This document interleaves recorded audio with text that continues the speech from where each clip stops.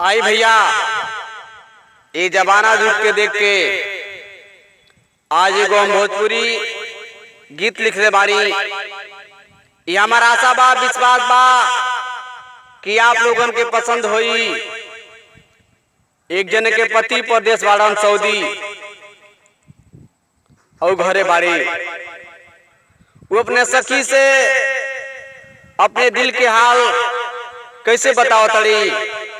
आई है गीत के माध्यम से आप लोगों के हम बता रहे बड़ी।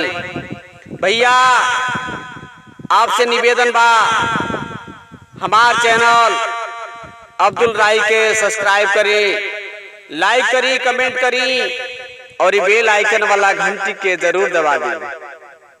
भैया हो, एक औरतिया क्या कहती है अपने सखी से, आई है गीत के माध्यम से आप लोगों के हम बता रहे बड़ी। सैया बानी परदेश सखे, हम त घरे बानी ना। सैया बानी परदेश सखी, हम त घरे बानी ना। चढ़ली जवानी गदराइल देहिया, ई मनवा कहीं से मानी ना। कहतिया चढ़ली जवानी गदराइल देहिया,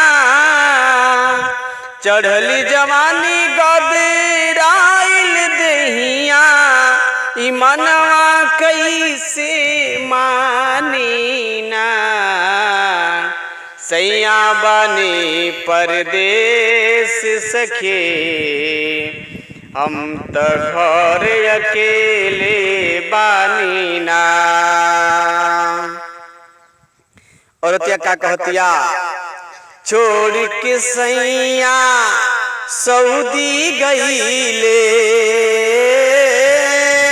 जाके हमरा के भूल गईले। छोड़ के सैया सऊदी गईले, जाके हमरा के भूल गईले। कितलो बोलाई घर नयावे, करेले मन मानी ना। सैया बानी परदेश सखी, हम त घर अकेले बानी ना। चढ़ली जवानी गदराइल देहिया, चढ़ली जवानी गदराइल देहिया, ई मनवा कैसे मानी ना। सैया बानी परदेश सखी हो, हम घर अकेले बानी ना।